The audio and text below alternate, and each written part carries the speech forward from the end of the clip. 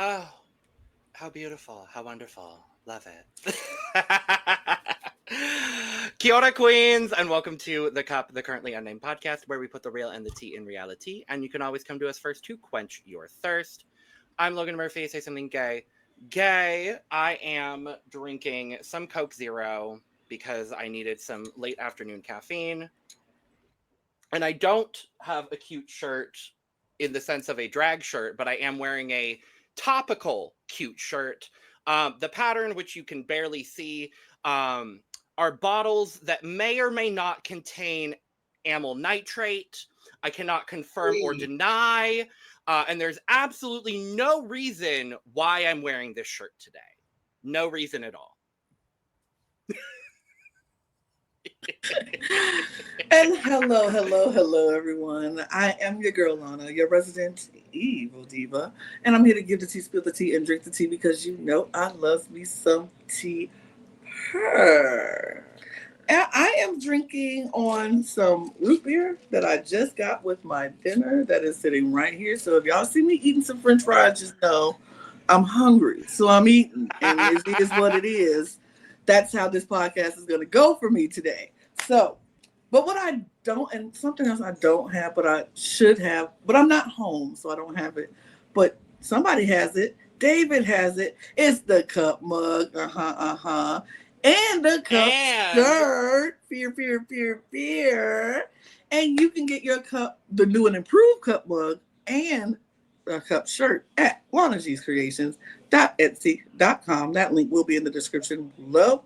And we do ship internationally and domestically, so there are no excuses. Australia, New Zealand, I'm looking at you. Get your cup merch, period.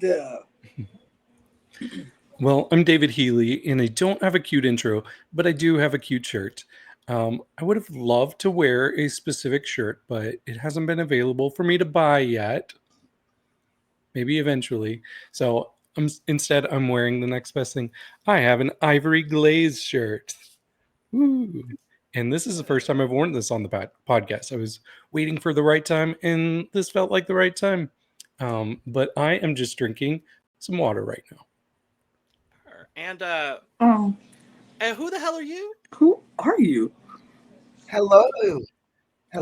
My name is Amyl, and I'm from RuPaul's Drag Race Down Under Season 3, Episode 1. The best episode of them all, of course. Hello. Great to be here. I'm drinking currently a gorgeous Red Bull. I'm drinking a bottle of isopropyl alcohol. No, I'm just kidding. I'm not really drinking that. And I also have a glass of water. So I'm thoroughly hydrated. And speaking of shirts, I'm actually wearing, very topically, a vintage Max Drag Queen shirt. Ooh. Oh, how fun. How cute. Yeah. Nice. This is the second Max Drag Queen shirt that made an appearance on this podcast. In a row. Girls Max. The girls Yes. Max. So yeah, I'm glad to be here. I'm horrified that someone has pipped me to the post in terms of wearing a Max t-shirt, but I'll let it slide. Mine's more beautiful, I'm sure. Mm-hmm. Definitely. Well, I mean, the only person to beat you to wearing a Max shirt is her drag mother, so I feel like that might be correct. That checks out. Yeah. But Amyl, we're so happy to have you on the channel.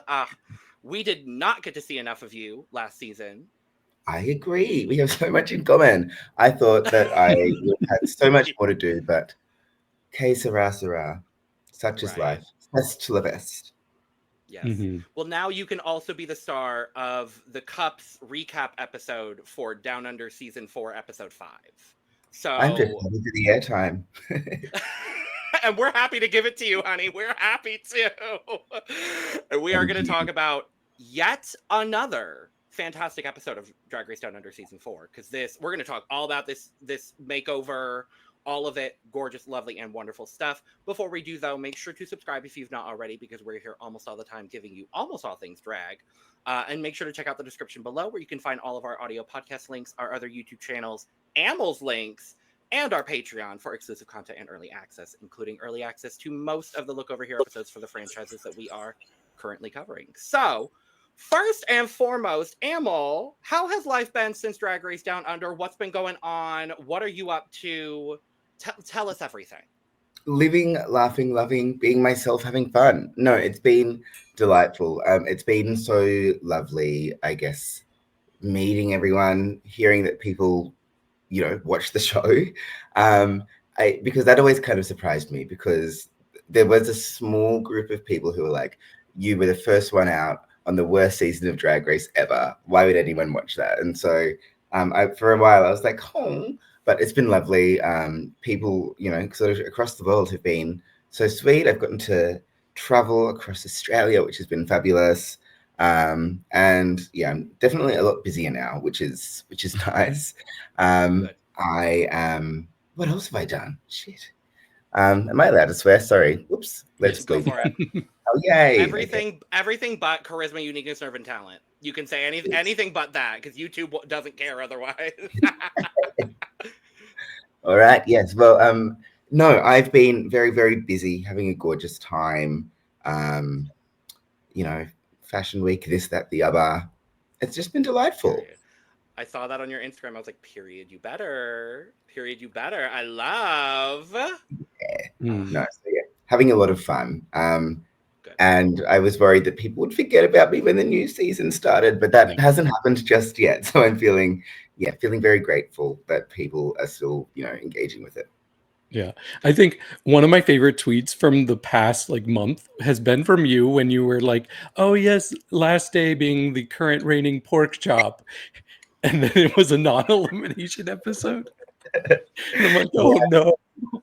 I tweeted it, knowing what happened, of course. So I was like, this one's gonna be a hit tweet. So a peep into the machinations going on inside my brain. Yeah, but would have been nice in my season to have a double save, but that's life. That's life. Sometimes these things happen. I said the same thing. I was like, how come we didn't get this same? Okay, whatever. We move. You couldn't do. You know what? I think to myself, if I didn't go home episode 1, I think they would have made it until the BMX bikes episode, and that would have sent me home. But I think everything else in between, I would have been fine. Right. Yeah, it's funny because I remember very specifically going into your season, I was trying to calculate everything. And by the time we went into the premiere, I was like, okay, I think I figured it out. I think I know who's going to win. I think it's going to be Amyl. And I said it on the podcast too. I'm like, so much for that. But I did want you to be back the next season. I was like, they've done it before where the first person out had a lot of potential and they brought them back the next season. I'm curious, would you have done it if you were asked? Because I would have loved to see you back. Yeah. I contemplated auditioning then because, I thought that I had a lot more to show and a lot more, a bit of a different sort of personality to express. Because I don't think that I was really, in actual fact, as nervous as they, made me out to be. And I thought I was a bit nervous, but also had a lot of really normal moments. And so I wanted to show my real human personality as well. But I think I contemplated auditioning, but I was ultimately I'm too depressed and too poor. But who's to say that I won't be, less depressed and poor in the future? Anything's possible. I would love to see it. Thank you. Well, yeah, time will tell. If anyone has several millions of dollars that you'd like to donate to me, that's something that could help move that along a little bit. And if it comes from this platform, we'll just ask for a percentage. Do we get a finder's fee? Right. Can we get some residuals? That'd be cool. Thanks, God, appreciate it.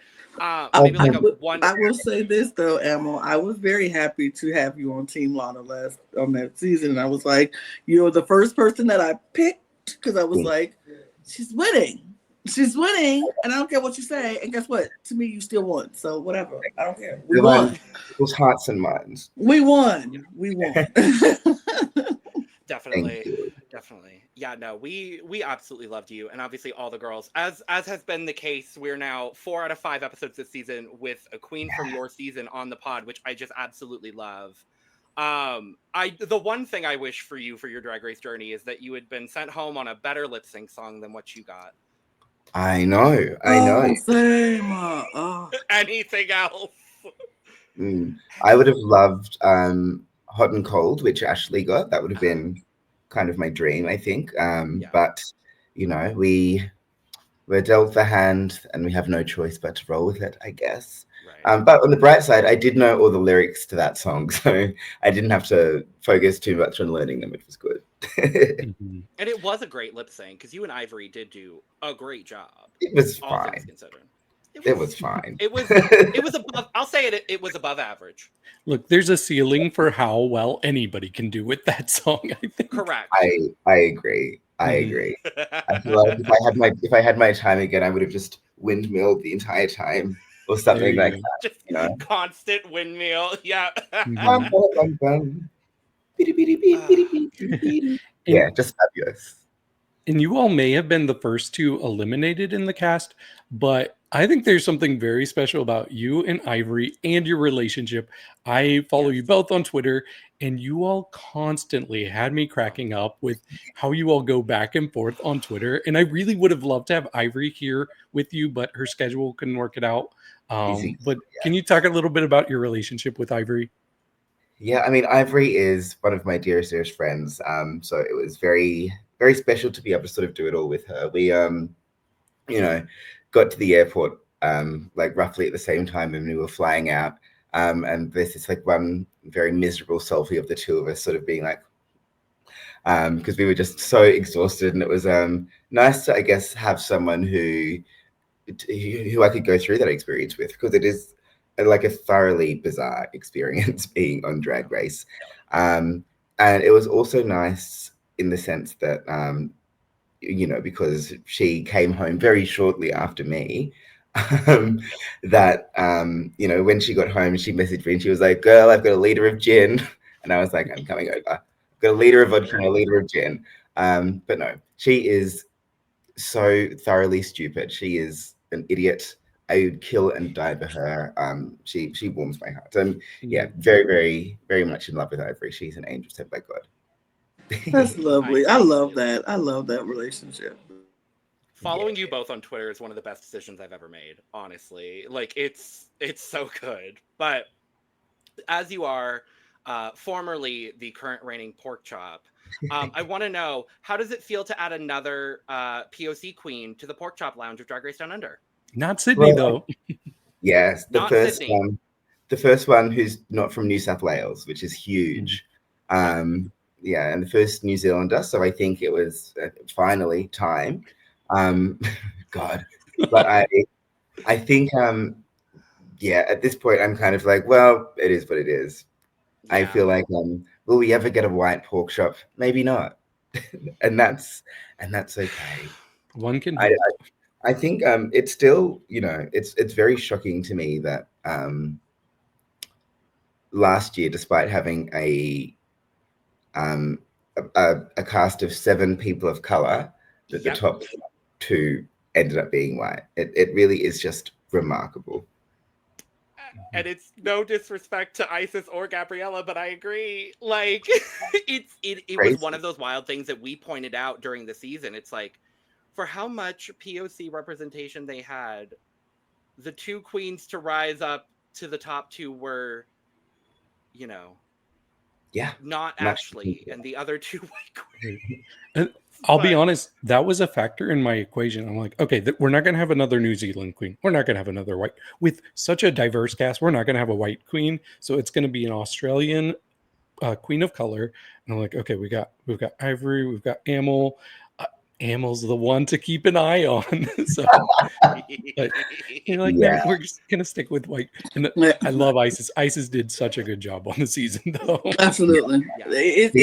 It's funny, and As funny as it is, it's funny. It's like, yep, the same way. And it's like, this is just how I'm like, how do we go there? How do we get 7 POCs on one show, and then the final 2 still in?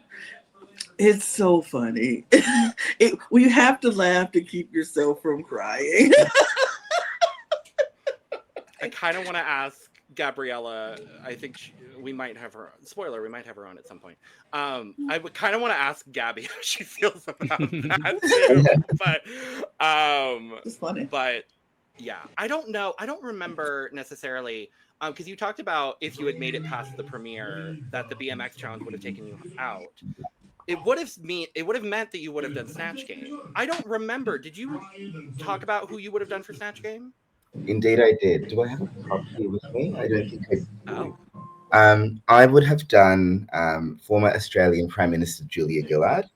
Okay. And so I would have done it in whiteface. And she speaks like this, and I don't know how good your sort of handle on Australian politics is, Oh but my God. A speech about misogyny where she said, I will not be lectured about sexism and misogyny by this man. I will not. And so there's a lot of it that sort of sounds quite like this. So that would have been my character. She also has a boyfriend partner who is a hairdresser. So I feel like there's lots to play with there. She's a redhead, so I would have had a lot of fun with Reese Nicholson. Yeah, so that's who my Snatch Game would have been. But as I tweeted about, of course, recently, Ashley Madison and I both had Alan Rickman, aka Professor Snape, as our backup, which is insane. Whoa. Yeah, random, right? I was gonna say, so you and Ashley would have double won Snatch Game then. Even that little bit of the impression was so good. Thank you. That would have been really fierce, but that's life. There's always Pork Chop All Stars, which I am going to continue to. Pork Chop Global All Stars is something I want to see happen. It would be so fierce, because I feel like there's a lot of pork chops who are really, really good, and a lot who are not necessarily as good. Who else would you want to see? Who else would you want to see? Juicebox Canada season 1. Period. He is like one of my favorite pork chops in the history of the world. Kelly Mantle, hello, of course. Yes. Like the one and only, but love Kelly Mantle. Who was the one? Was it Scaredy Cat who went home in it? No, Gothy. Oh, well, Gothy's already. Gothy already went. But does she count anymore? Yeah, exactly. Scaredy Cat has pork chop energy in my head, so I would have loved to see her. And of course, JoJo from Down Under. Of course, yeah, absolutely. Yeah, I was going to ask about this cast. Like, who are you familiar with? And I want to know if you're familiar with Nikita, why are you gatekeeping her? Why are you not allowing her a platform to perform? Are you part of the gatekeeping, Amyl? Are you part of the problem? Are you the drama? Am I the drama? I don't think I'm the drama. Oh my God, maybe I am. No, I promise I'm not part of the drama. I'm not. I don't have that much booking power here in Sydney, so it's not me. It's definitely more of the vibes and the Coco Jumbos, and the and that sort of squad. But in this cast, wait, what's the question? Do I know the girls? Yeah, who all do you know? Who were you familiar with? The only one that I didn't really know is Brenda. Let me guess. Oh, I was going to guess Olivia because that's what I was also going to guess Olivia. Right. Yeah, I forgot about that. Sorry, it's the pork chop of it all. No, I didn't really know Olivia, of course, but I did follow her for a little while beforehand, and she's fierce. But I think, apart from that, the only one that I didn't really know was Olivia. One of my dearest friends in the world is, of course, Max, beautiful angel. But obviously being from Sydney, I've spent a lot of time with, Vibe and Nikita. I think I met Nikita for the first time kind of after filming had happened, but before the season came out. And she interpersonally reminds me so much of Hollywood. They both are like equally insane, but endearing and so charming. Kana, of course. Kana's from Sydney as well. Love Max. Have always been in awe of Lazy Susan. She is just completely bonkers. Mandy is fabulous. Mandy, I said when I did a different podcast a little while ago that in my one episode, when RuPaul was going down doing critiques, we got to Ashley Madison and Ru said, "Ashley, who made this dress?" And Ash said, "Mandy moves." And RuPaul was like, "Mandy moves." And Michelle was like, "Moves, like man boobs." And RuPaul goes, but I think that's when it clicks for Miss Paul. Mandy is so talented. So Lucina I actually met recently for the first time, but I'd followed her for years because she's beautiful. Yeah. She is so funny. She is hilarious, which I kind of didn't really expect. She's hilarious, but yeah, really good cast. I feel like I could sit here and talk about them all forever, but I don't want to waste time forever. But who have I missed? Right. Who have you missed? Freya. Freya. Freya. Yeah, sweetheart. I think she is also just like the most adorable little bundle of energy. Of course, so hot, obviously. Yes. Yes. It's the Max t-shirt, and it's and I'm starting to sound like Max now. My goodness. You're gaining the energy. I feel the energy palpitating. Yes, no. But yes, let's talk about this episode, talk more about the girls. But we come back in to the workroom and Lucina's gone. Mm-hmm. Yeah, After a really good design challenge. Yeah. Everyone was great. And Lucina looked gorgeous. Yeah. How have you been loving this season so far?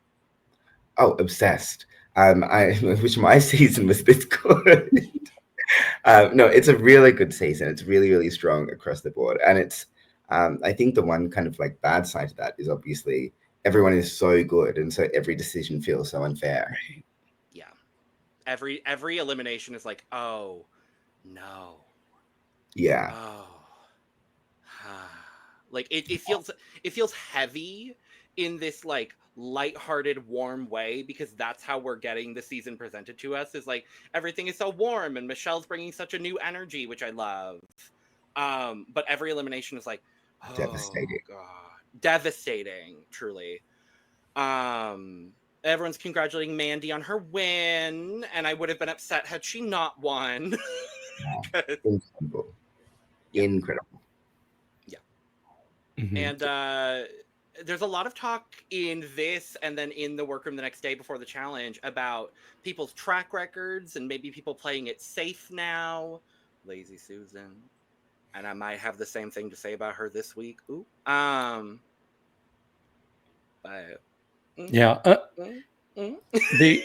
They also they congratulate Freya on winning the lip sync, and everybody points out, I think somebody here is extra happy that you won that lip sync. There's a wet puddle under her. When Vibe was like, there's a wet spot behind her, I screamed. Literally when wet. Fun fact about that lip sync. I mean, you probably heard this last week. That was the song that we had to do in our audition tapes. Right. Yeah. Yeah. And so when it started playing, I was like, oh. It was triggered. More flashback. Yeah. Series chaos. But yes, no, it was Max and Freya are really, really going at it. Good for them. Yeah. Good for them. Good looking. I was like, we haven't had a showmance this strong since Brangie. I'll take it. I'll take it. Sure. And that ended up being the subplot of this episode again. And I'm like, all right. Mm-hmm. Cool. Cool. And we also have everybody talking, and Nikita's like, oh, does everybody feel like the dead weight is gone now? Which is so shady. And I don't know if you all saw it, but Lucina like she left this really nice message on the wall talking about how she loves everybody. Lovely message. She like tweeted or she quoted it. I don't remember exactly how she did, but she put it on Twitter that she regrets saying that. She's like, I take it back after seeing what Nikita said about her. Yes, I did say that. No, I think Nikita is just like so incredibly stupid. And I mean that as the highest compliment in the world. But she is so stupid that I don't ever think she like has ever said a sentence without like, I don't think she's ever thought about a single sentence that she said in her entire life. She's just stupid in a really endearing way. But I feel like she had no idea what she was saying. Do you know what? I was with her the other night and she like bumped her head on the lab and was like, ow. And then did the same thing like 4 more times in the next like 2 minutes. I'm like, babe, just move. But just don't do that. So she had no idea what she was saying. Love it. I love it. I agree with that, and I use stupid as like a very high compliment. Oh yeah. Especially when it comes to like the Drag Race girls. But I'm always like, you are stupid in the best way, and that's how I feel about you too, Amyl. Just simply your name alone, I'm like, I've never related to a queen more in my entire life. So I see you. You are seen, Amyl. If no one has told you recently, you are seen. You're welcome.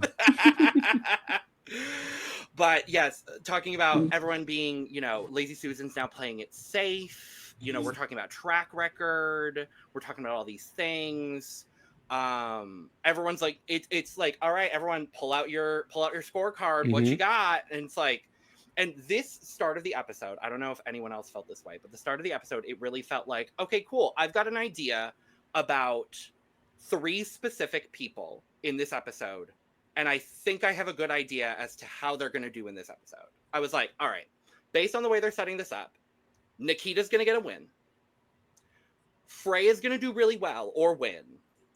And Max is going to be in the bottom. Just based on the way that they edited the start of the episode, where Max is talking about like, I need a win. I need a win. I need to get a win. I need to get on the board. Blah, blah, blah. Okay, cool. Yeah. No. You're okay, cool. You're either going to win or be in the bottom. Like, there's no in between for you.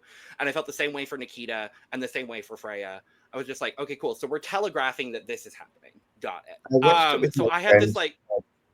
Oh, sorry. I watched it with my friend who watched that beginning bit and said, I think Nikita's going home. So I think it was, but in any case, they were definitely the 3 kind of stars of the edit for that reason. Because, they wanted to think it could go either way. I think there was another one as well, because we got a lot from Vibe talking about how, I've been high consistently. I could have been a tie winner, like pretty much every week. And so I was like, which is true. I think like the fact that she still hasn't had a win 4 episodes in, when I think she's consistently done the best overall. I'm like, that's wild. So I'm like, either she's going to get her win finally, or she's going to be edged again and get second place again. So I was definitely hoping for a win. And I will say she is now on track to match an iconic track record of someone we had win last year. Because we'll talk about the results of this episode, but she is now on the Kiona track record train. So we'll see. But I had a similar thing. I was like, all right, so we know that Susan is probably going to be safe and Mandy is probably going to be safe. And I also thought that would have applied to Brenda. And we'll talk about how I was wrong. And Max says that she goes up and down, and somebody was like, on Freya. And then later during the reading challenge, when she was like, oh, I'm glad that you expected me to top. That's funny. She is. Anyway, we come into the workroom. We're in the workroom. But we come into the workroom. Michelle walks in looking gorgeous again. Her workroom looks are the light wash denim and the pink pussy bow outfit is still like that is going to be like quintessential Michelle for me now. Divine. But I will say I've had enough of the hello, hello, hello. I'm like, we don't sound like that. Stop it. At this You point, I just feel like she's did. leaning. Well, you did. I feel like she's leaning into the bit. I feel like she's leaning into it, and I maybe agree with you. I might want her to lean out of it a little bit. But I think she's just trying to make it topical because she's It is, yeah. the new host. I don't know. But we find out our mini challenge is the reading challenge, edited in a very weird way. Because I was like, when they started doing everyone like one read, I was like, is everyone getting one read? Yeah, it was No, bizarre. I think they did it kind of by person being read, which I also kind of liked. I don't think that's how they did it. I think they did it in, we're going to show you highlights from everybody, but we're going to fill in the gaps in between with vibe. It person was the vibe. Yes. vibe. One person vibe. They did show 2 from Lazy Susan, but it was vibe. I'm like, That's they're because not even Vibe, making it a look, secret. Vibe came in and said, look, I'm ready. I have practiced. I have been writing this down. I have been preparing myself to read these girls for filth. Yep. And I'm ready. And she did it. It was like, she ate that up. It's better than, like, I have never seen a reading challenge so dominant by one person since I've started watching Drag Race. And I'm like, my God, woman, you are like slash, just slashing everybody's throat. She just went down the line. I was like, shoo. I was like, ooh. Nobody was left unharmed, unscathed by vibe. And everything she said was funny. Because like some people was funny, and then some people was like, ooh, okay. But vibe, everyone, it was hit after hit after hit. I was like, Jesus, that hurt me, and I'm not even the one you're talking about. Right. Oof. Okay. But it was good. It was good. Yeah. Mm-hmm. What were some of our highlights? The tissue box you call a chin. Hello? Like, What? that is bonkers. Wild. I was like, are you gonna call somebody's chin a tissue? And then Susan forgetting her whole read. Just felt so bad. I was like, no. It was so many good ones that I could not even remember what all they were, because I was like, I would be writing jokes down all day trying to figure out. Most of them were vibe. It was vibe. It was all vibe. Vibe is just like that, right? Like she's like that in a club on a Friday night. You know what I mean? She is like so quick on her feet at like all times. So I feel like a lot of the time when you like watch things like that, they feel really rehearsed and concocted. But I was like, this really could have been something that Vibe like thought of as she was getting up to say the read, because she is that quick on her feet, and she delivers everything like that. I think I wonder if that's a part of Vibe's shtick. Like, does she go to clubs and just like, if you in the audience, you go get read like a comedian. If you sit in the front rows, you pretty much go get. If it's not an insult comic already, she needs to add that for her repertoire. If she is that quick on her feet, and those are just things that she just thought off the top of the dome, like, baby, I need you on somebody's Wildin' Out, somebody's comedy stage, just dragging the audience, whoever is brave enough to sit in the first 2 rows. Like, I would pay to go see that and sit in that row and like, read me, tell me what's wrong with me. And now I'm just imagining Vibe on Wildin' Out. I love it. I would love that. But David, I interrupted you. Yes. Yeah, I wrote down some highlights, and spoiler, it was almost completely Vibe ones. I'll get one out of the way that I thought was really good that was not Vibe, but it was Brenda to Mandy when she was like, "You're the seamstress of the competition, but now that the sewing challenge is done, I'd seem stressed too." I'd seem stressed too. Yeah. So I thought that one was good, but then the rest of them for me were Vibe. Hold up, David. Question: was Vibe the one that got Mandy about the thin hair? Yes. That was the funniest thing to me. And it wasn't just that. She also like said, "You're the reason the Brisbane River runs brown." I was like, oh. I don't know if anyone's seen that river, by the way, but it is disgusting. It's revolting. When you have a chance, Google a photo of the Brisbane River. It's really revolting. The one that shocked me, though, like when she said this, I was like, she just said that, was her Vibes read to Lazy Susan. She says, when you popped up as a friend suggestion on Facebook, it also popped up a suggestion for a ladder and some rope. She is so wild. Ma'am. She is so wild for just the stuff she says. Yeah, I just Googled the Brisbane River. And yeah, that's gross.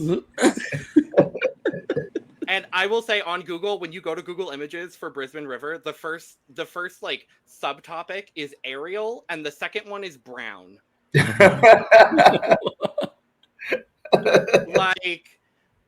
Like you can't make this shit up. That's funny. It's brown before blue.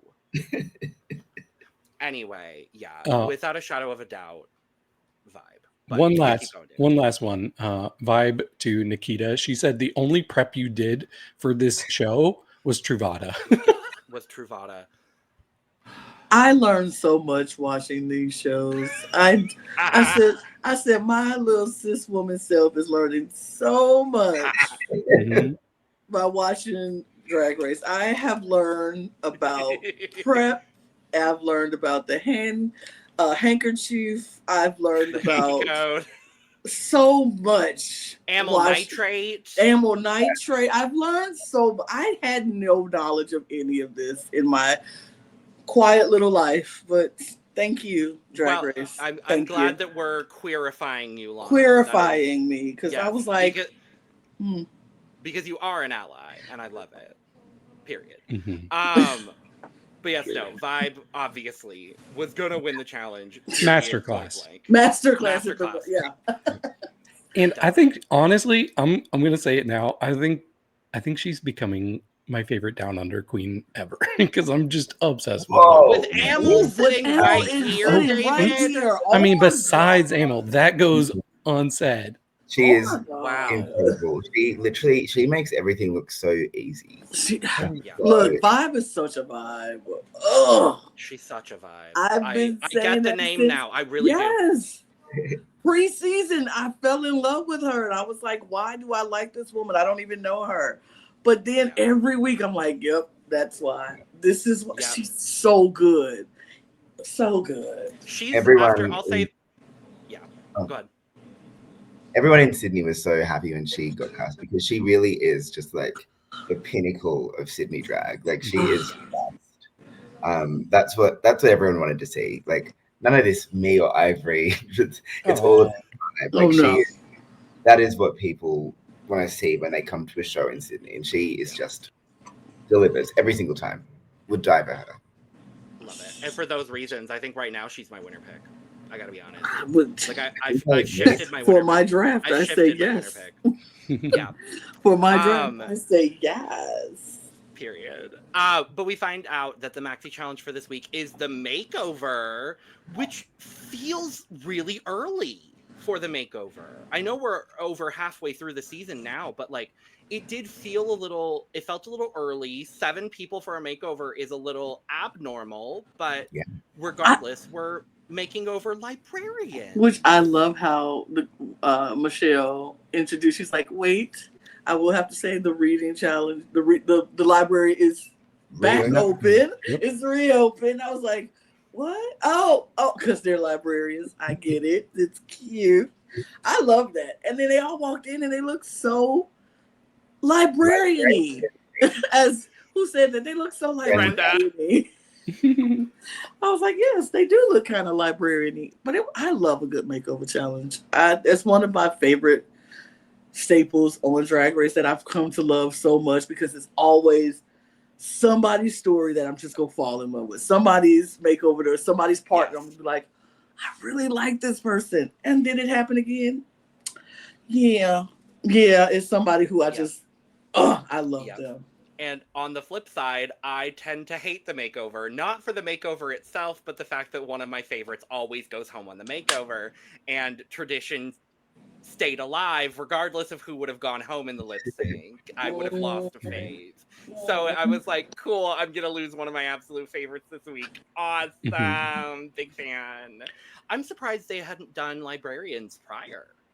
Honestly. Like, it's a logical, makeover Is it? candidate Is it? category. I mean, Well, with how important the reading challenge has been to Drag Race and to queer, I mean, but they reading do, as a part of queer culture, like, yeah. do we usually do the reading challenge at the same time as the makeover challenge? Not usually. No, I don't think they've ever done. Because it's usually 5 people or 4 True. people. but also, Lana, Yeah. do you remember how many times we've heard Logan say, "Why haven't they brought the librarians out for the makeover challenge yet?" Yeah, I think if I had a nickel for every time Logan said how many times they brought the librarians out for the reading challenge, I would have a Where nickel. are the librarians? Where are the librarians? I would have a nickel. Amyl, do you see what I deal with now on an almost daily basis?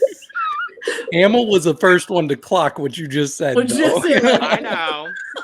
We were jumping on Amy's bandwagon. Yeah, I don't know. I think it's three against one here. I'm so sorry. Yeah, no, that's how it tends to be, and I understand that. Regardless, Vibe gets to. I hate you all. Vibe gets to assign the makeover partners, Oh, yeah. and I love that Brenda was like, "Girl, be strategic," and instead, Vibe did the exact opposite and kind of gave everyone the absolute correct person.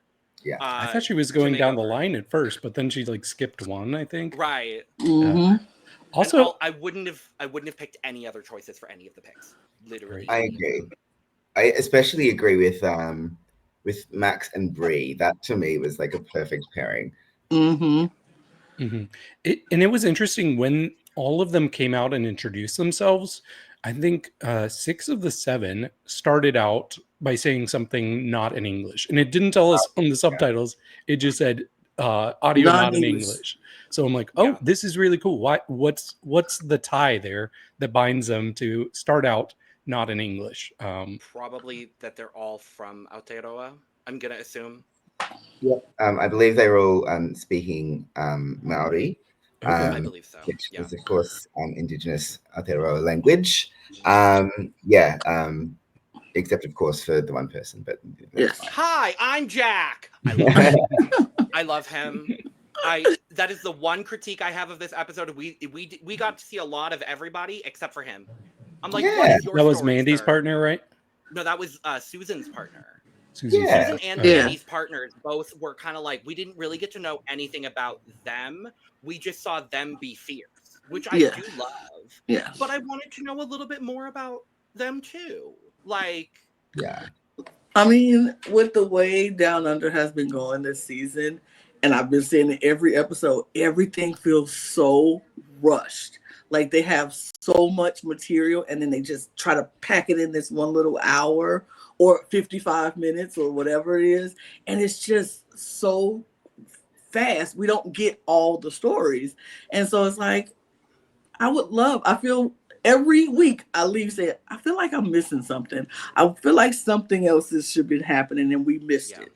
But it's, I guess with the time, it's constrained and trying to edit all that down. It's just a lot of stuff. But 7 librarians, we wasn't getting all 7 stories. no. We barely got 3 stories. So Yeah. The thing that I loved the most is just how easily and how quickly all of the librarians' personalities came out immediately as soon as like wigs came on, heels were on, like immediately, like having a walk-off within like 10 minutes of the librarians coming in, like on the episode itself. Like just that in itself, I was like, okay, this is gonna be a really, really good group of makeovers because everyone just immediately felt very, very comfortable and very easy, except for Morgan. But I'm glad that they into his awkwardness. Look, you gotta The one I am most obsessed with coming out of this episode. Yeah, it was two people for me that I was just so obsessed with. Morgan was one of them. I was like, oh my God, love him, because he was like, I'm not gonna pretend like I'm comfortable. I'm not comfortable. These hurt. I'm awkward. I'm weird. It's just who I am. That's my nature. And I'm like, do that. Be you. It's fine. Be weird. One thing that always gets me with the makeovers is there's always that one person who walks like this. Right. That would be me if I was That on. would be David. 100% would be David. And I'm like, this, like, why? And that was Morgan this time around. What cracks me up too is when they get like the women who are they give them the makeover, and they're like, oh, are these shoes too high? Now look, I know most of us, some of us don't wear heels, but at some point in our lives, we put on a pair of heels and it's like when I think it was Brenda. She was like, Hannah, she's like, oh, are these too high? She was like, oh no, I got it, bam. I was like, you ain't got and to then tell instantly Hannah. I was like, she was the other one that I was like obsessed. Hannah, Obsessed with. Low. Hannah. Obsessed. Loves Hannah. She was like, Like, oh no, Lana would be in the makeover, the woman that like hasn't worn heels a lot probably, but can still rock a heel and walk perfectly fine. maybe I wear a heel often. I wear heels every Sunday. I don't know what you're talking about. Okay, I'm not. Don't play with I'm me. not saying you can't. I'm just saying you would fall into the Hannah demographic. She just corrected you. I just corrected you. I wear heels every Sunday. Okay, regardless, I'm saying David would be the one that's the bumbling fool. No, I'm going to And- correct you now. No, Okay, I'm not. great. I'm No, not. You're right. You're no, right. I will be that one. And I've also worn heels, so I am perfectly fine in heels. I would perfectly be fine with heels, but like So you're the Lazy higher the Susan's better. partner, Yeah. Yes, I am. beard and all. Yep. Correct. Yeah. Yep. Correct. Which one would Amyl be? Amyl's the queen, baby, giving us all the makeup. Right. What are you talking about? Period. What else did we have that stood out to us from this whole? Because there's a lot of different parts of the overall, workroom of it all. What was standing out to us? Go on. It was just the whole, like you said, when people put on the wigs and the heels, the transformation happens. You just see it. They go from whatever is in them is coming out. And if they like awkward, it's going to be awkward. If they like, I got this, and they walk, like we got the walk off, like you said, we got all this stuff, the personalities. They were so open. And that's what I love about a makeover partner, because I don't like the people that come on the show and do a makeover and they're not willing to open themselves up to the experience. Like, you could, if I'm gonna say yes to this makeover, do whatever you need to do. You need to shave my eyebrows, guess what? I give them back. They'll grow back. If you need to, if I got a beard and unless you're like, I've been growing this beard my whole life, please don't shave it. And they're like, well, we can work with it. But if they're like, no, it really goes with the look, it needs to go, take it off. It'll grow back. I would. I absolutely would. I've had a beard since I was 18. I don't know what my jawline looked like as an adult. And if I was ever a makeover contestant, which, hi, World of Wonder, I would love to. Thank you very much. My social medias are available below. Thank you. I would love to be contacted for it. Regardless, no, I absolutely would. I mean, it's just hair. It's just like, I feel like you have to be open to the experience. Yeah. Don't say yes if you're not going to fully be open to the experience, and being like do what you need to do. Cinch me up, tuck me under, take off the beard, do that, all that stuff. Do what you need to do. And this leopard was so open, and I love that. They all were like, let's do this. Let's jump in here, and they would in guns blazing, and it was fun to watch. All the workroom stuff, I think it's like it always goes the same on every show. And you'll have some stories and people talking about their background, but it's usually just, are you willing? What can I do? Let's have a good time. Let's be fun. And it was like that. We didn't really get a whole lot of conversations in this workroom stuff. It wasn't. I was waiting on my Emmy moment. I was like, "Where's the Emmy moment? Where's the?" I do think we got it. We got. Yeah, with Nikita. Yeah. Oh. Not me forgetting Nikita's story. That was the biggest How dare you? one. My bad. Yes, that was a story That was a thing. And I love that her and Lewis had that and I like that Lewis was the one to bring up the conversation. Mm-hmm. Yeah. I was like, first of all, I've never heard that term before, but I'm not Samoan, so I wouldn't hear that term before. But I love that Nikita had to sit in the moment like, wait, I used to hide from that. I used to not talk about that or not really think about it. And then for her to actually think about it, I'm like, you know what, that is who I am. Mm-hmm. And you know what, I'm going to be proud that that's who I am. And I told y'all about Nikita. I've been saying this about Nikita since episode 1. I was open to her.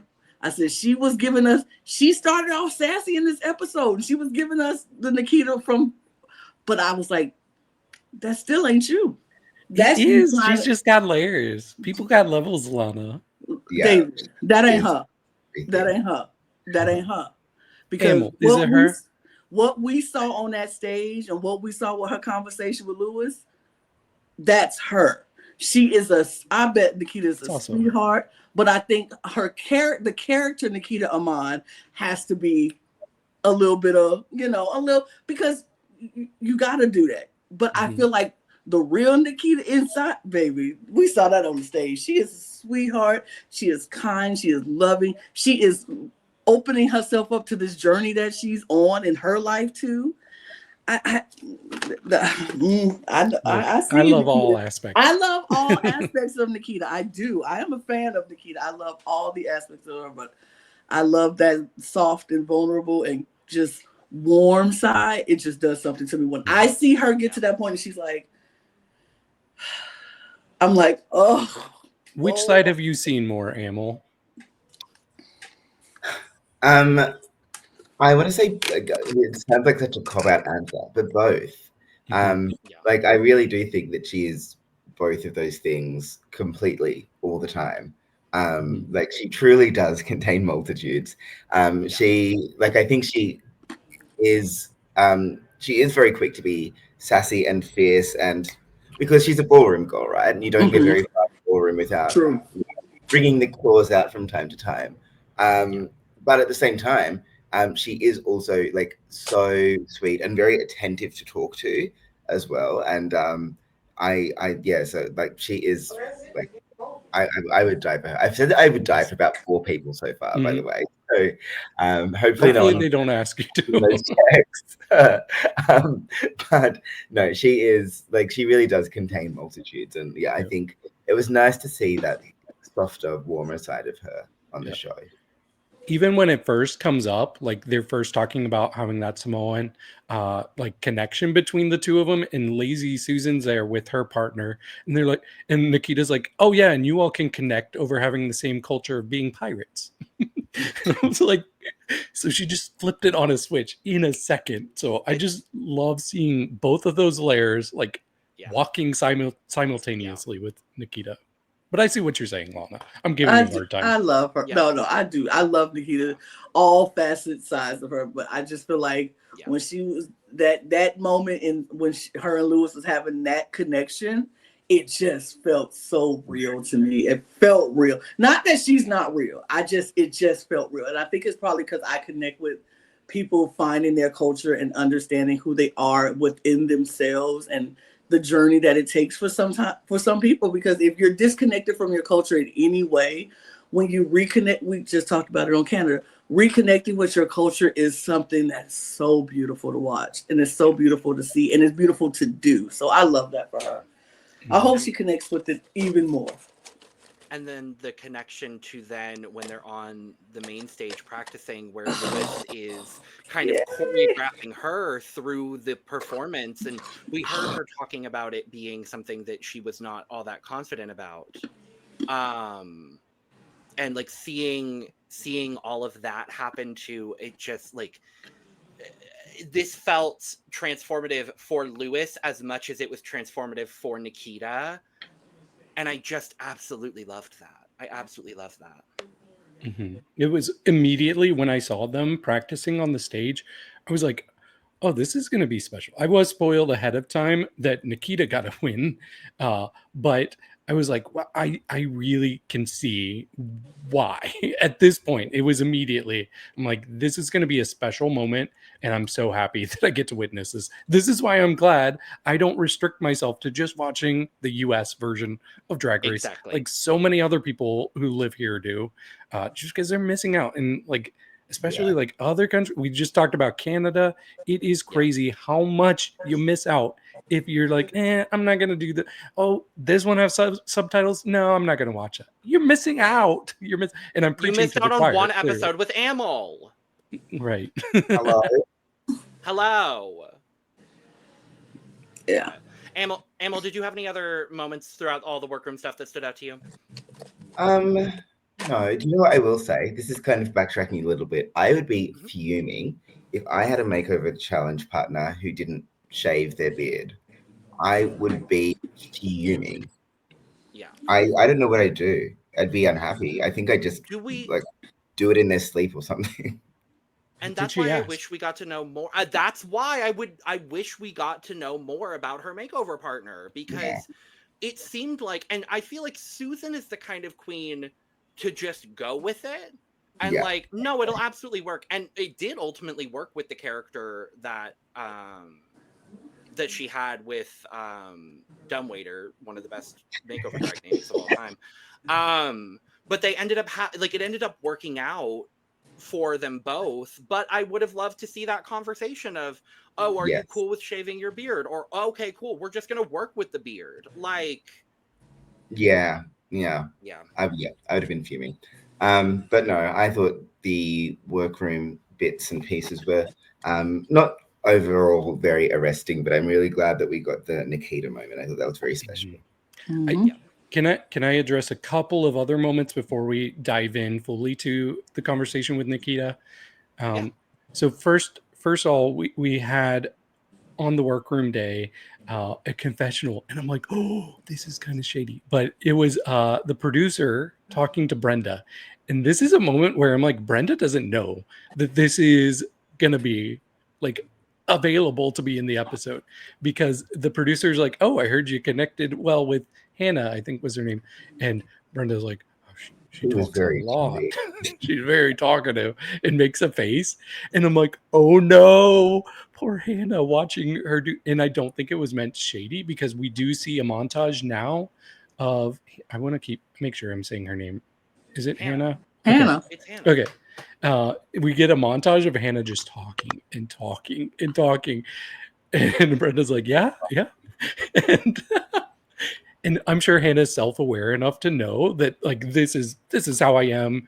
People just deal with it. So I'm sure when she saw Brenda make that comment, she's like, oh, it's fine. They probably she said it on the main stage that she talks a lot. She was like, I talk a lot. So she knows who she is. She knows she is a talker. And Chatty Cathy's just know I talk a lot. And so I'm like, you get me going, I'm gonna talk for 3-4 minutes in the and it is what it is. But she was very self-aware, so I think she took that and was like, I do. She's a sweetie.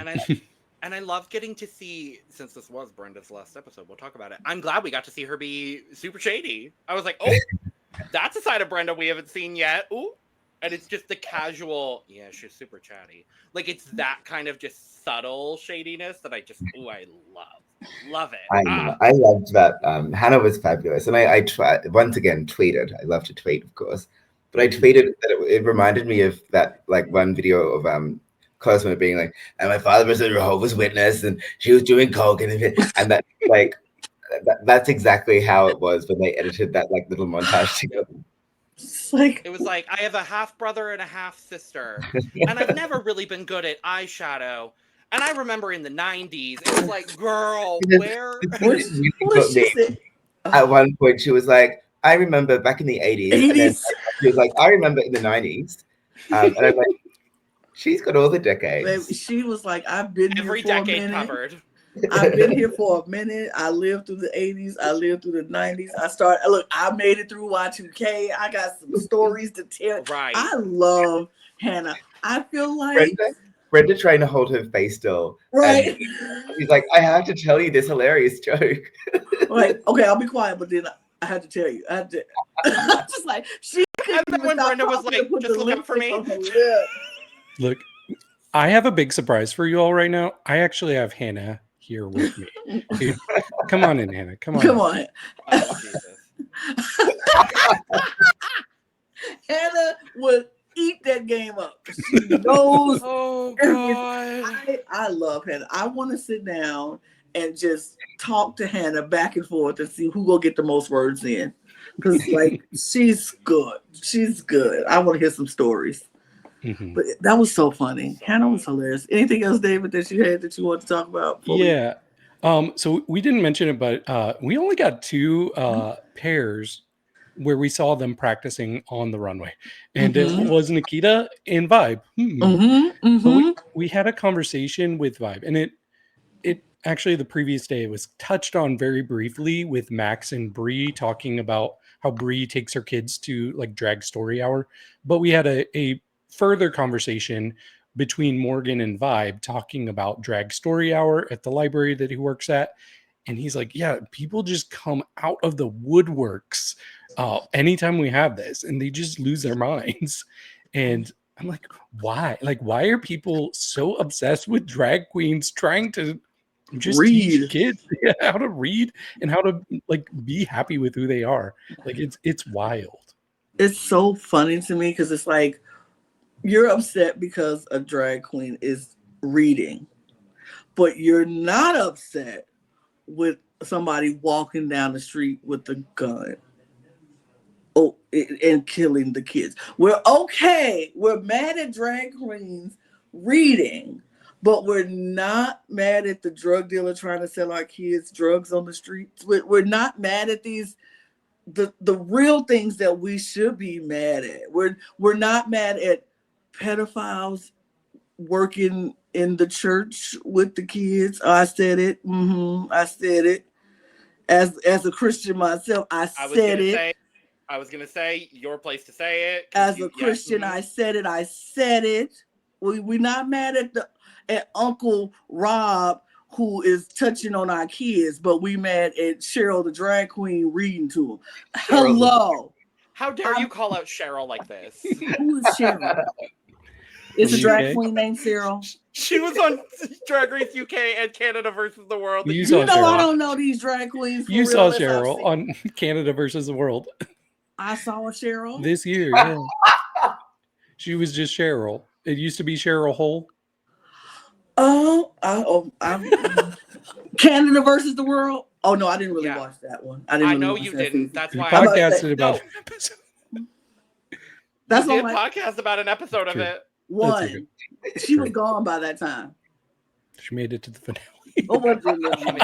Let's keep it moving. I got 8 that pin that I use all the time. That's my fanny pack. That's Cheryl. You have a pin that says Cheryl on it. True. See, you know how much Drag Race I have put into my brain in the last 2 years? It's a lot. I don't know everybody except the people I know, like Amyl. I know Amyl. Yes. But okay. And we love Cheryl too. We and do. I know Lana probably would as well. She's probably great. She's probably wonderful. But I'm just saying, it just bothers me that we want to care about the kids until it's time to actually care about the kids. Right. I am curious, Amyl, have you ever done any sort of drag queen story hour at like a school or library or anything like that? No, I have not, but I have been told that I would have a fabulous voice for it. So you do. I think you would, yeah. Thank you. But no, I haven't. There's been, there was in Sydney a little while ago a situation where there was one that was arranged, but they called it off because they were too worried that people were going to go insane about it. And so there's a lot of that happening. That happened also in Melbourne recently too. So it's pretty grim, kind of the state of everything. But they do happen from time to time. I just haven't done any of those.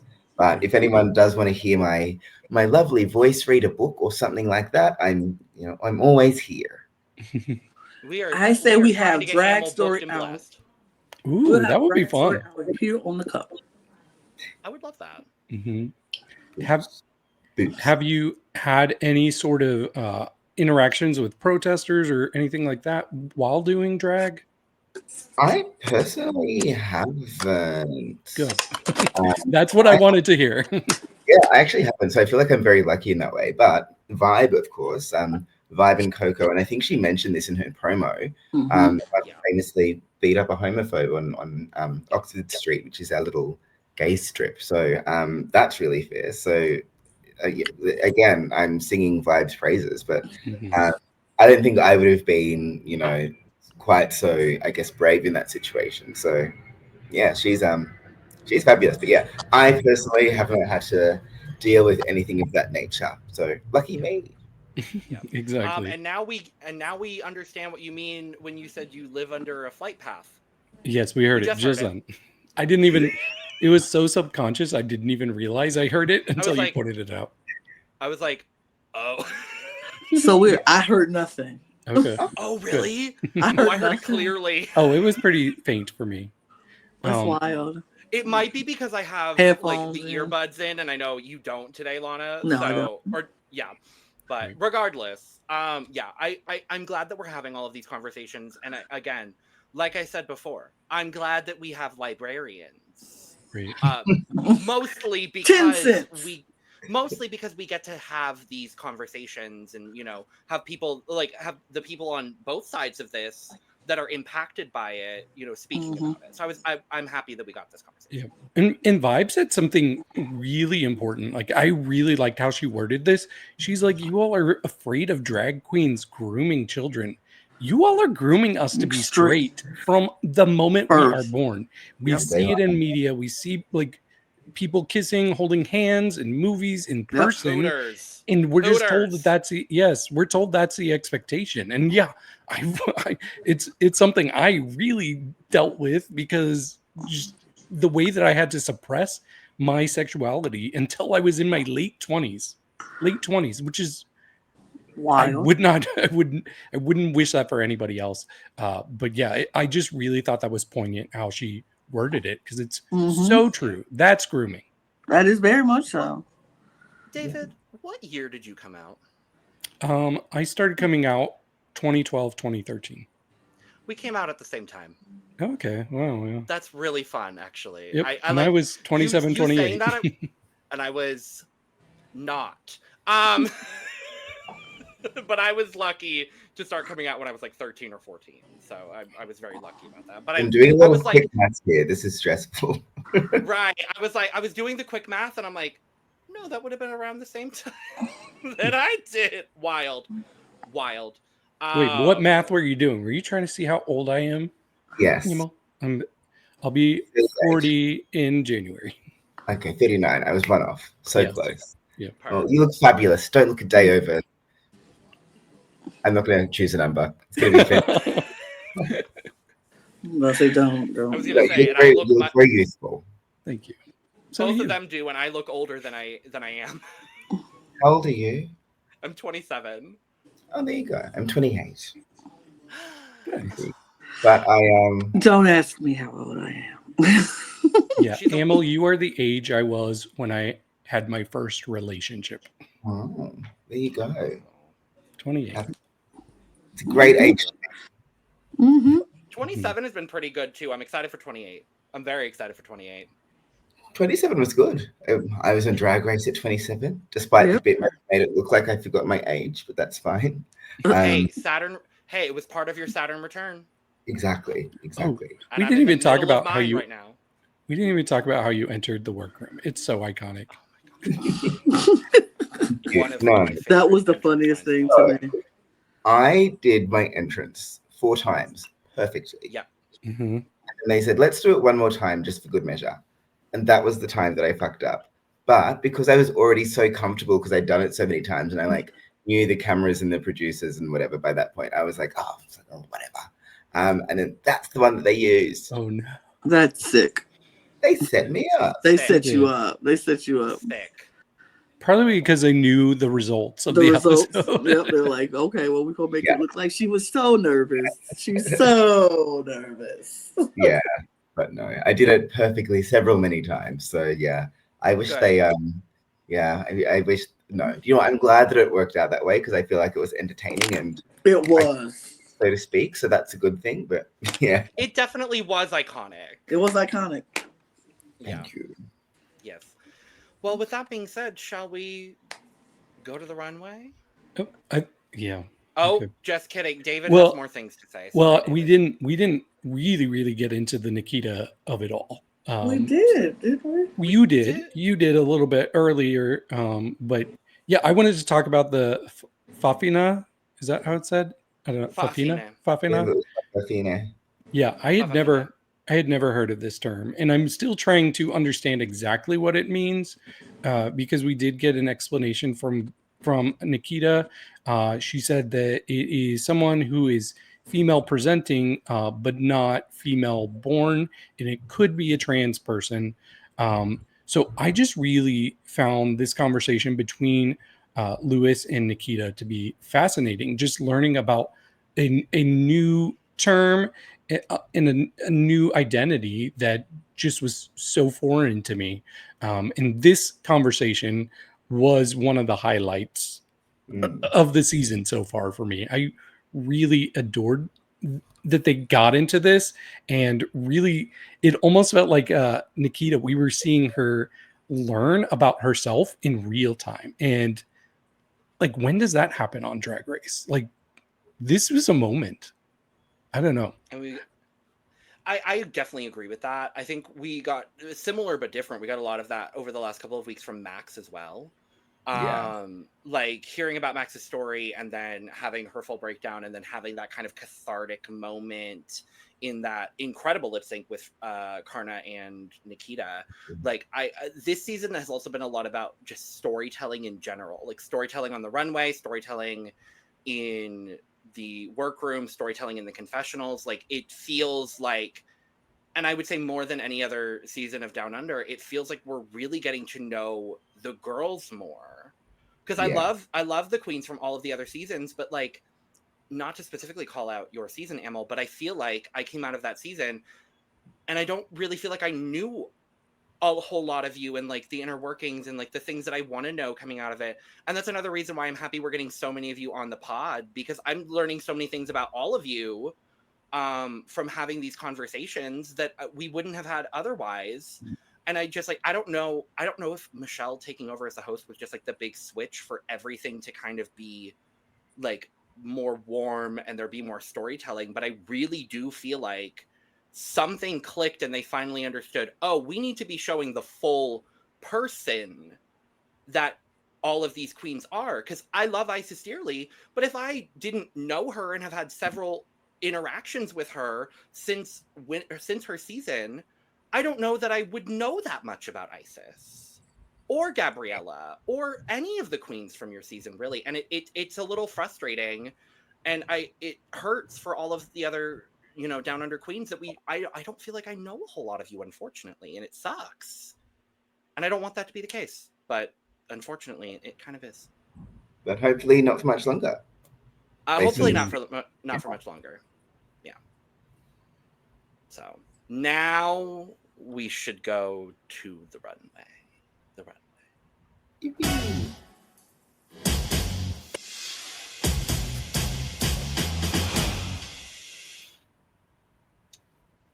Oh no, our logo is blocking Spanky, but that feels so Oh no. But It's what you would have wanted. yeah, it honestly is. But I with didn't Spanky see the full Mother dress. Tucker, She looks really beautiful. she's Mhm. gorge. Yeah, the dress is exactly what I would have expected Spanky to wear. She's had a makeup evolution since her season, though. So Yes. I'm really glad she's back, just so I can see like the glow up. And she's a queen. Lana, you don't know Spanky, but she's a queen. Her makeup wasn't nearly the most polished Good. on her season, but you didn't care. You didn't care. Spanky is by far one of the most lovable queens to ever be on Drag Race Down Under. I'm obsessed with her. And yeah, I'm so happy to see her back. And she looked great. Yeah. I'm intrigued to hear more of her judging, because and this is no shade to Spanky, and I know a lot more things were said, but I didn't get a whole lot from her judging. I don't remember much about what she said. She felt to me like she was there to have a laugh, and do you know what? Good for her. Maybe that's what maybe that's what we need Spanky to be in a judge, honestly. Maybe I don't need serious in-depth critiques from her. But I do love our guest judge, Peach PRC, one of the most insightful and best guest judges we've had all year. I had no clue who this woman was. And really? I have since been streaming her music. Her music is incredible. She's great. It's so good. It's so good. Wait. Oh, go ahead, Em. I'm sorry. No, I sometimes forget that she's Australian, but yeah, no, she's very. I think she lives near me actually. But anyway, beside the point. Call her up. Tell her to come over. Yeah. I think another fun fact is that Faux Fur and I used to live in the same street. I love. Well, I guess you all have a few things in common. Yeah, right. Even the intro of it all. Just a few. Wait, you said that she was the most introspective guest judge, Logan? Is that what you said? One of them, yeah. I think she was a really great guest judge. Huh. Okay. Oh. I don't know if her iconic status in Australia, so I'm just gonna leave it at that. Okay. She kind of gave me like early, like personality wise, like what Ariana Grande used to like give us, you know, like the really airy, like even the way she talked. Like I found her super intriguing. Like this could even work as Glinda. Right. But, yeah, and she's so pretty. She looks really familiar, and I'm trying to place why. Yeah, TikTok, so it could be that. See, I'm not on there. I'm too old for it. You learn my age. Yeah. I'm on TikTok, David. Okay. You're not too old for TikTok, but yeah. I found her to be very. I thought she was a good guest judge, but I don't think she added anything to anything. One thing, I mean, I did appreciate her self-awareness and being very open and like, you know what, I don't know about this culture. I'm very like. This is not something I'm familiar with, so I appreciate learning. And I like that about her, because some people would try to act like they know stuff and they don't know nothing. And you're sitting there like, you don't know that. And she was but I have like, so she could have been like, oh, I have some semblance of knowledge of this culture that I don't know anything about, but I'm just going to act like I know something. So I appreciate that she was very, very open and honest. Like, I don't really know, but I really felt like it was something that I enjoyed watching, and it was nice. So. Love that. Not the doorbell. But all right. The doorbell. Oh, Lord. Not the doorbell. Not the boar worms. Any opportunity I can take to make a boar worms reference, I'm going to. But as per tradition here, we are going to talk about the full makeover looks on our Look Over Here episode, so make sure to check that out. But since we have Amyl here, we're going to do the exact same thing we did last week with Isis with the makeover challenge. So we're going to go and for each makeover, Amyl and one of us are going to give some thoughts on the makeovers. So delicious.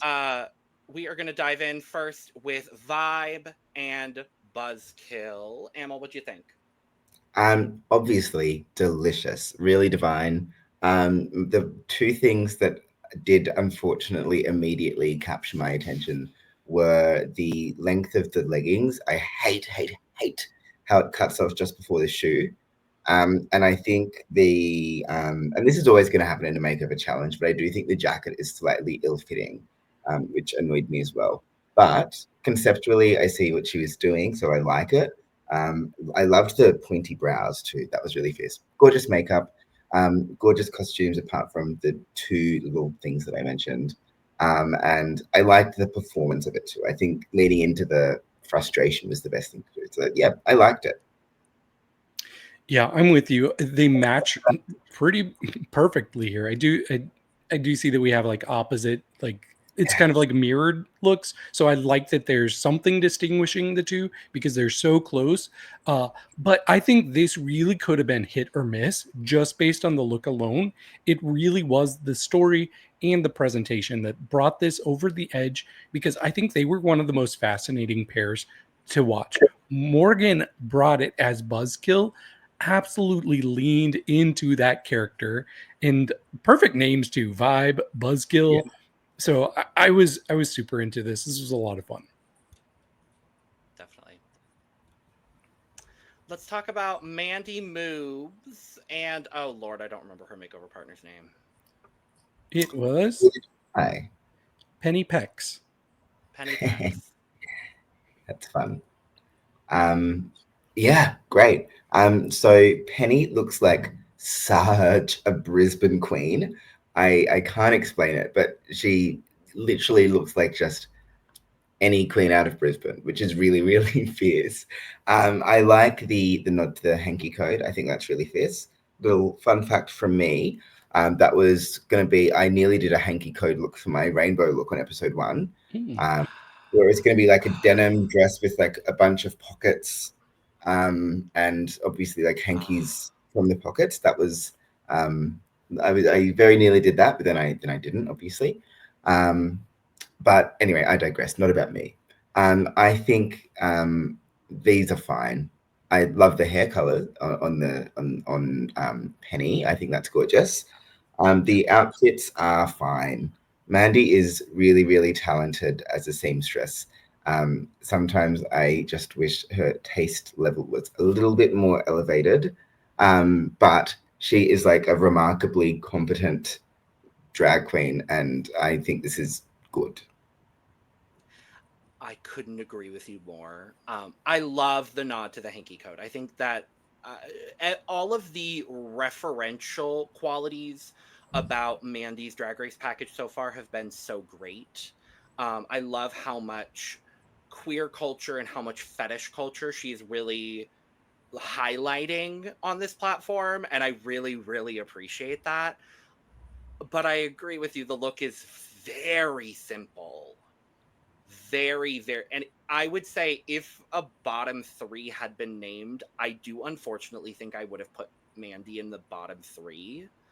I wouldn't have had her in my bottom 2, but I definitely would have had her as low safe, just because I'm just a tad underwhelmed by the dress itself. But I think the hanky boa is really nice. The detailing is good, and I find it interesting that we went with yellow and red hankies. Thank God Trevor was up for the challenge of displaying such open hanky code like that. And if you know what red is in the hanky code, it's fisting, isn't it? Correct. Yeah. Oh, okay. Yeah. I love being so open about it. Clearly he didn't have a problem with it, so we'll take that. But yeah, I just wish, I completely agree with you when you said, I just wish that, like, she's a great seamstress. I wish the concepts were a bit higher in some of her looks. Like, her Licorice All Sorts look, great. This look... The design look, I know that was last week, but that's phenomenal. Phenomenal. Yeah. Yeah, definitely. Anyway, yes. Yes. Let's talk about Brenda and Splenda. I hated the critiques that this received. And while I understand them to an extent, Michelle said, you have completely different hairstyles. I'm like, they're not that different. They're really very similar hairstyles. The main difference is the bang. That's not that different. I do think there should have been some pink over here and some white over here or some black over here. That's fair enough. That's a pretty valid kind of critique. And the shape of the necklines being so different is also kind of valid. But they walked out and I watched it with my friend and I was like, I literally don't know who is who. And so I thought the actual resemblance side of it was really clear. I think they both look great. They look really gorgeous. The hair is so gorgeous and stupid. The personality was hilarious. I loved it. So yeah, I was really impressed with Brenda. And like I said, I didn't really know much about her kind of before the show, but she has consistently really impressed me on the show. And yeah, I was pretty pleased with how this looked. So it was a shame that it landed her in the bottom. I agree. I like the look. I thought the look was perfectly fine. I'm like, Okay, so you just want them to switch scarves on their head so you can have some pink on one side and white on the other? Because literally that's the only thing they needed to do to tie it in together according to Michelle's critiques. So I'm like, so if they would have switched scarves, would that have made it better? Because it's just, I thought they looked so cute. I love the way they performed it. I don't need them to be matchy 2020 the whole way through. I like the differences between them, but I felt like the personality and the way they performed on stage was hilarious. So good. Brenda would not have been in my bottom 3 even, I don't think. I just feel like she did what needed to be done on this runway and I enjoyed it. I enjoyed her. So I didn't agree. Next up, we have Max and Min, drag queen. Which I just got that like 30 seconds ago. I did not get it. And I'm like, oh, like Maxi. But and now I Mini. need. No, it's like max and like maximum and minimum. Well, yeah, that too. It's still the same word. But I need mean drag queen. Mode drag queen. Like I need this to continue, Max. I need it. Yeah, wow. No, I mean it's no secret I love Max, and I want to start by saying Min was so stamped. Max can really paint. I feel like she doesn't get enough credit for like being a really talented makeup girl. She looks beautiful, and Min looks just like her, which is great. Loved all of it. I actually think these looks were really cute. Yes, they're simple, but I don't necessarily think that's a problem at all. Indeed, I also had baby doll dresses with big bows for my makeover work, so it's a very reliable kind of love, gorgeous. Anyway, but yeah, I think these look really gorgeous. The color scheme is fabulous. I very genuinely don't have anything bad to say about this except for the fact that it's simple. But I really don't think that works against them in this situation. So yeah, I don't know. What do you reckon? And if I said Max should have been in the top this week, I thought these were so cute. Yeah, they are simple, but sometimes you have to keep it simple for a makeover challenge because you never know what type of body type you're going to be working with. So this made perfect sense for Max, just because she's not a fortune teller. But I thought they were really cute, and I liked the delivery on the runway. Was it the most obvious storyline? No, but how much weight are we giving that? Like. We must be giving it a lot of weight if we're going to put her in the bottom too, just because it wasn't a very clear storyline. Yeah, it was a really annoying kind of approach to take because I feel like, again, a makeover challenge is sort of a challenge where you can send home whoever you want and put whoever you want in the bottom. And I think they really capitalized on that this time around. Yeah, they definitely did. But yeah, the colors on this, so pretty. These two colors go well. Like so well, like perfect. I love it. And it was really cute when they traded bows. I was like, oh, that's adorable. So yeah, I like this. This was in my top. When they cut to Michelle and Michelle goes, I was like, relax, it's fine. Just chill out, Michelle. It's fine, Michelle. Right. Look, I know it ain't my turn, but David, those colors are fabulous. Lena, I love these colors. That was when they came out, I was like, great color combination. But and I'm also glad you brought up your look because I had that prepared. If you weren't going to mention it, I was going to be like, this concept is a little similar to a look we didn't get to see from last season, but very different as well.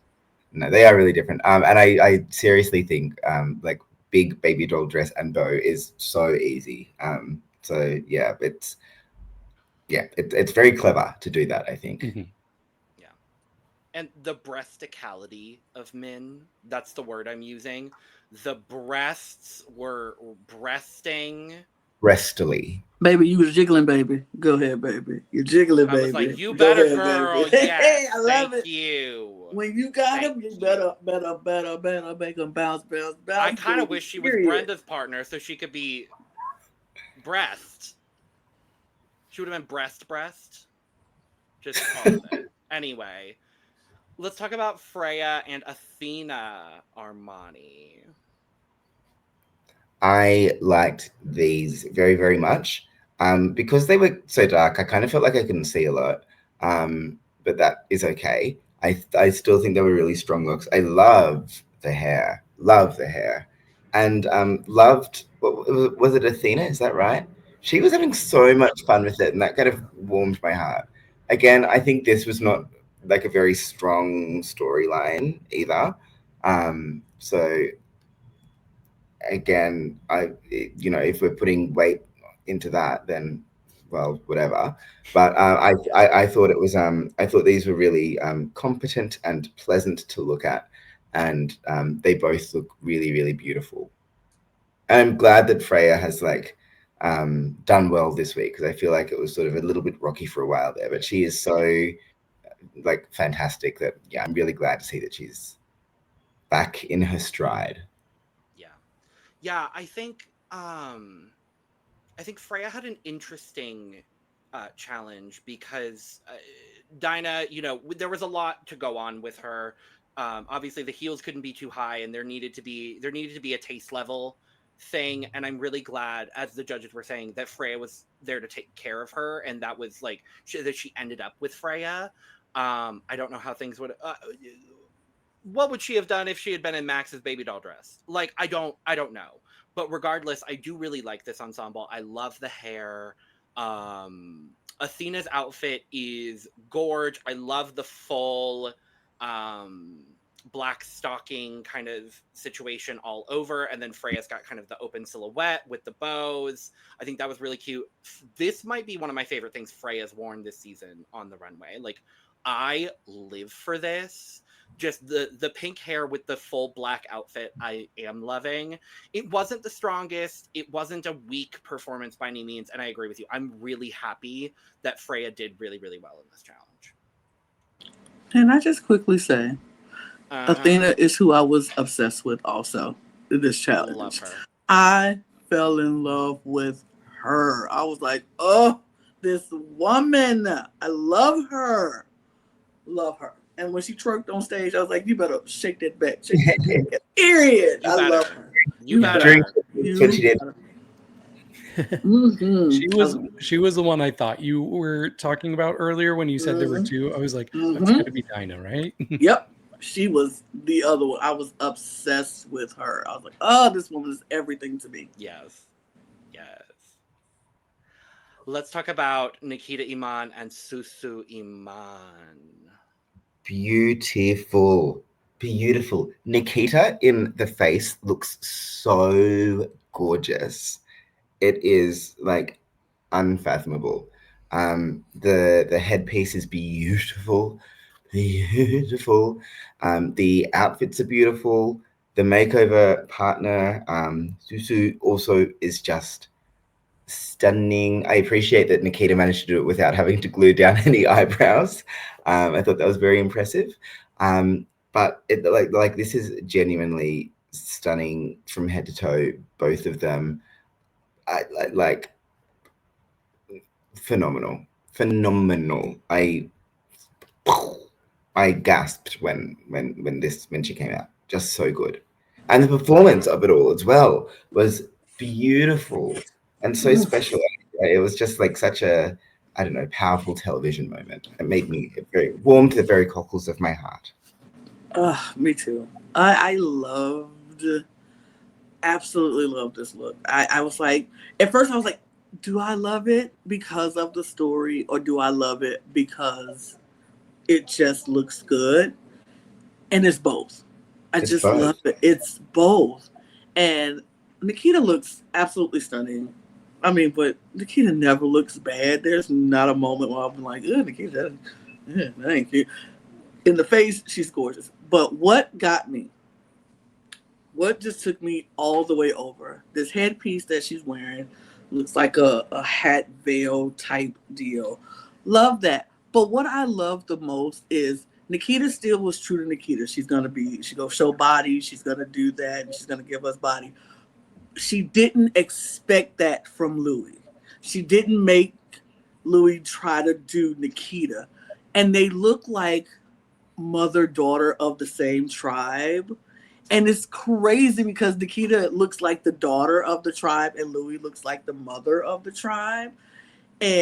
But in the best way possible. She looks so earnest and sincere and the person that you want to look up to, like you look up to your elders. And that's what Louis is giving. And it's like, I don't know if that was how it was supposed to be or if that was the story, but that's what I'm getting. And I love the way Nikita is looking after Louis, holding her hand, holding it all the way down the runway, made sure that she was okay. She was okay. And then they split apart, did their dance, came back together. And it was just so earnest and so sincere. And I loved it. And then when they walked back, she grabbed her hand. It's like the child taking care of the elders when they get older, and the respect aspect of it all. And I love that so much. And they both look so beautiful doing it. Louis looks comfortable, and that's really what you want to do as a drag artist. You want to make the person you're making over feel comfortable on that stage, because this is not something that they do all the time. So we're not used to being on stage and getting all dressed up. And I think she made it look comfortable, and I loved it. It was just my favorite, one of my favorites of the night. Just absolutely beautiful. It was divine. It was just divine. I also have to say, it's really impressive to put such a large person in a flat wig and have it look good. So that was really impressive as well. Because you don't make them look stout, look like they don't have no neck, and you do that. But this looks good. So good. Actually, both of them are honestly serving body. Mm-hmm. Yes. Mm-hmm. In It's completely different ways, but they're both serving it completely correctly. And I think if I'm not, that dress is sheer at the bottom, right? It's almost a little see-through. So absolutely serve your body. You better. And the shape is so good. Like, I love it. I love it. Incredible. And last up, we have Lazy Susan and Dumbwaiter. And this was the best possible screenshot for me to pull. I was just about to say, Logan. Why? Because that's what Lazy Susan would have wanted. I felt I landed on this spot in the episode, and I said, you know what? This is what I'm going with, because this is what Susan would have wanted. She looks like she's doing that trend. It might be a TikTok thing where people like jump and they like take stills from a video and make it look like they're flying. Susan is flying here. That's the intention. Defying gravity. That's what. Yep, she is defying gravity. I'm not gonna do it right now. Go for it, Amyl. I love the cast. I think the cast is a very fun touch. And the wigs are nice. No, I was not a big fan of these looks. I like the concept. I really do. It is baffling to me that the tartan wasn't stoned or something. That makes no sense to me at all.